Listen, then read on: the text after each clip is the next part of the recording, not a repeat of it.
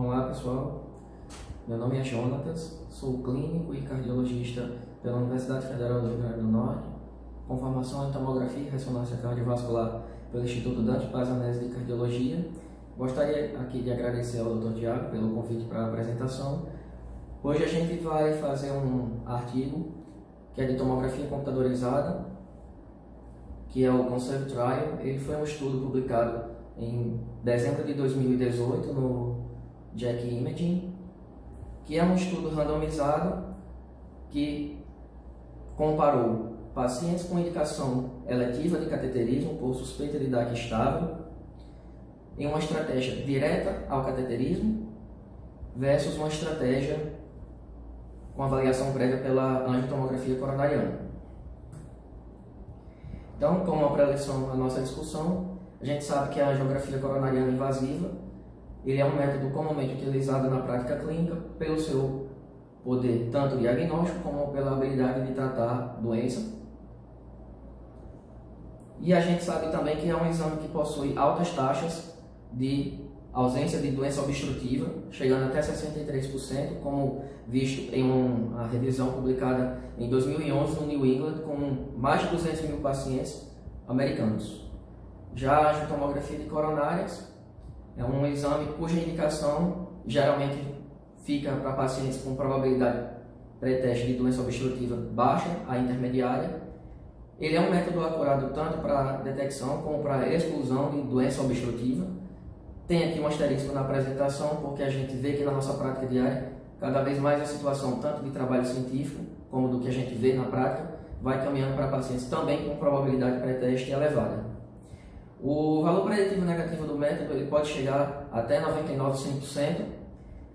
Como exemplo, a gente tem o Accuracy e o Core 64 em 2008 publicados, com pacientes de probabilidade pré-teste intermediária que trouxe esse resultado. E é um exame que pode ser utilizado como um filtro para o cateterismo pelo seu alto valor preditivo negativo. Então, à época da publicação, o comportamento dos desfechos clínicos de eficácia e segurança dessa estratégia ainda não era bem estabelecido. Logo, o objetivo do estudo foi comparar em pacientes com indicação eletiva de cateterismo por suspeita de DAC a evolução dos desfechos cardiovasculares e de segurança. A metodologia foi um estudo randomizado 1 para 1, aberto, multicêntrico e multinacional, com dois braços. O braço referência seletiva, que era o braço da angiotomografia, e o braço referência direta, que era o braço do cateterismo. Esse estudo incluiu pacientes acima de 18 anos, estáveis, com indicação eletiva de cateterismo pela diretriz da American Heart Association, e excluiu pacientes com DAC prévia, achados de alto risco nos exames não invasivos, doença congênita complexa e aquelas contraindicações de segurança que já conhecemos, como gravidez, disfunção renal importante ou alergia ao iodo. Teve um N analisado de 1.503 pacientes, com um follow-up médio de 12 meses, definiu estenose significativa como 50% ou mais, e o desfecho primário desse estudo era um composto, um mês, de mortalidade geral, IAM não fatal, angina instável, AVE, revascularização de urgência ou hospitalização por causa cardiovascular. Com relação aos desfechos secundários, ele adicionou ao mês sangramento maior, transfusão maior, necessidade de cirurgia urgente por sangramento e taxas de complicações relacionadas aos testes. Na avaliação downstream, a gente pegou os exames e foi ver o que acontecia com relação na investigação subsequente. A estatística nos dados categóricos, ele expressou isso como frequências e proporções e aplicou o teste do Q quadrado. Nos dados contínuos, utilizou médias e desvios padrões e o teste T-Distilled, tendo como hipótese nula um hazard ratio de 1,33, comparando estratégia seletiva versus estratégia direta, ou seja, era um estudo de não inferioridade. Na análise de sobrevida, ele utilizou os modelos proporcionais de Cox, curvas de Kaplan-Meier. Foi feita uma análise de dose de radiação em millisieverts e análise de custo baseada nos custos de procedimentos pelo Medicare, usando aí o software SAS para análise estatística.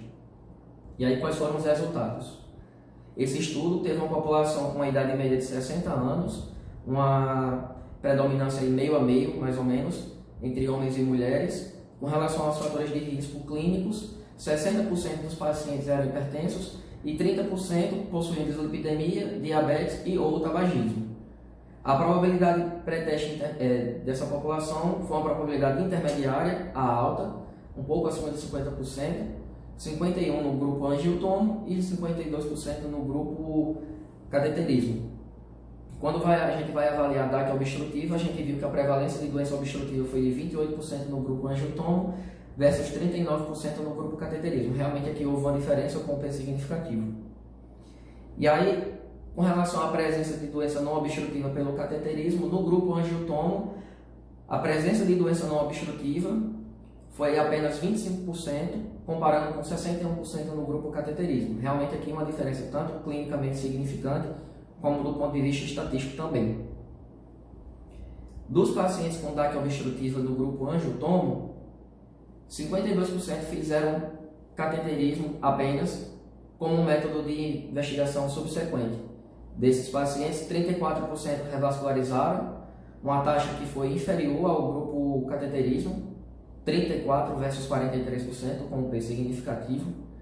Aqui vai um pouco diferente do que a gente já estava acostumado a ver na literatura, mas uma diferença significativa.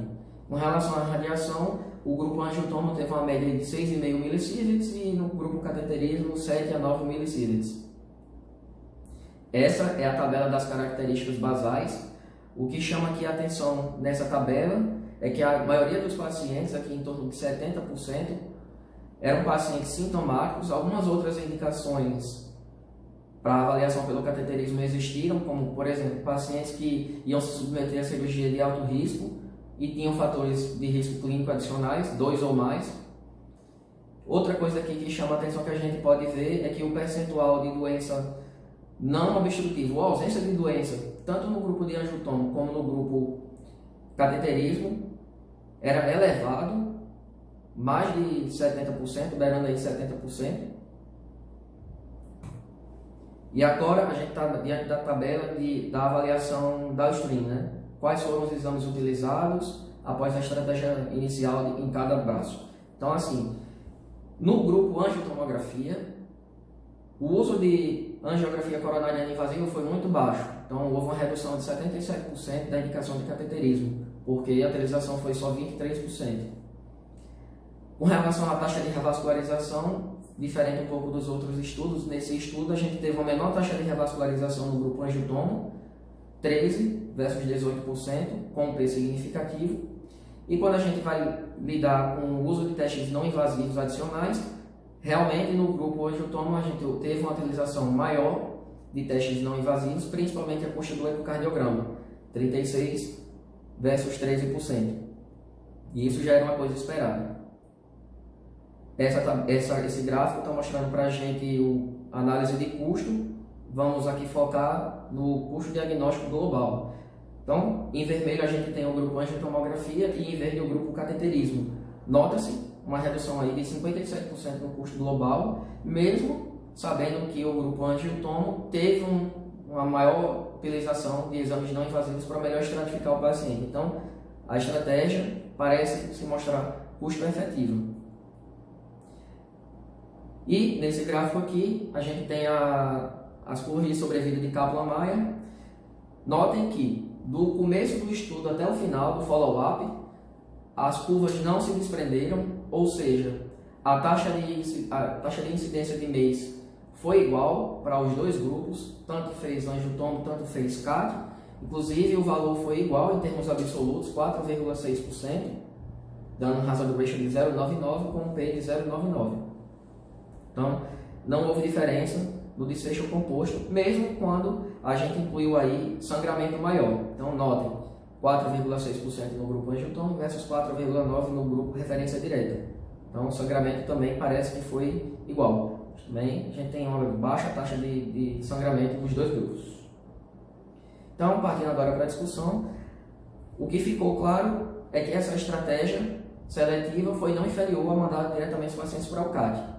Um P de 0,026. No braço seletivo, a gente viu que houve uma redução de 77% na indicação de cateterismo, houve uma redução de 57% nos custos globais, uma maior proporção de DAC obstrutiva no CAT, quando este indicado pela angiotomografia do que a média do grupo de referência direta ao cateterismo. Nesse estudo, o comparador da angiotomografia foi o próprio cateterismo, diferente de alguns estudos em que o comparador eram exames funcionais. Outro dado adicional é que, em tese, nesse estudo a gente estava lidando com pacientes de um risco um pouco maior, porque havia uma maior proporção do que nos demais estudos de exames funcionais positivos e de sintomas persistentes ou em pior, apesar do tratamento clínico. Com relação à redução da indicação de cateterismo, quando a gente vai olhar outros estudos, a gente viu, por exemplo, que no estudo do Jorgensen, publicado no JACC em 2017, houve uma redução aí de 20 a 25% na indicação de cateterismo quando o exame funcional era empregado. Já no estudo do Dewey, publicado no British Medical Journal em 2016, houve uma redução na indicação de cateterismo em mais de 80% quando utilizada a angiotomografia. Porém, esse estudo ele tem um porém, né? O follow-up ele foi de apenas 48 horas para desfechos de segurança e lidava apenas com pacientes sintomáticos. Outro estudo, que é o Platform, publicado no European Heart Journal em 2015, mostrou que na avaliação angiotomo mais FFRCT, você tinha uma redução de 61% na indicação de cateterismo, também com redução de cateterismo sem lesão obstrutiva, porém esse estudo não tinha um braço de angiotomografia sozinho como nesse, né? E também a gente viu que houve uma redução similar nas indicações de cateterismos e perfil de segurança entre as estratégias, um resultado similar ao conselho. Com relação à menor taxa de revascularização que foi observada, a gente viu que em estudos prévios, como por exemplo o PROMISE, publicado no New England em 2015, e o do estudo do Bittencourt, que é uma meta-análise publicada no Cardiovascular Imaging, no Circulation, em 2016, esses estudos mostraram que a taxa de revascularização nos grupos angiotomo era maior do que no grupo cateterismo. Esse estudo foi um pouco diferente, conselho, né? Nesse caso, o resultado foi inverso. Provavelmente, o que o autor sugere é que houve um uso de testes funcionais, refinando aí o resultado da angiotomografia, e uma possível interferência, talvez, não tem como comprovar isso, de uma decisão mais liberal para a intervenção coronária percutânea no grupo de referência direta.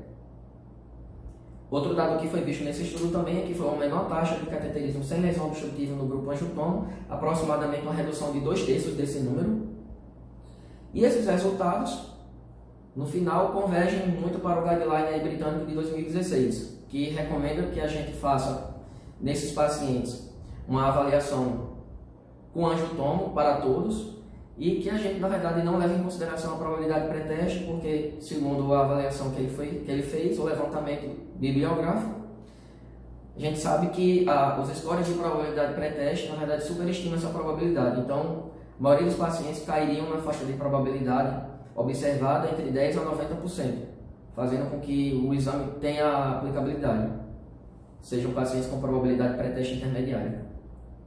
Então, a apresentação se encerra aqui, eu gostaria de agradecer, muito obrigado.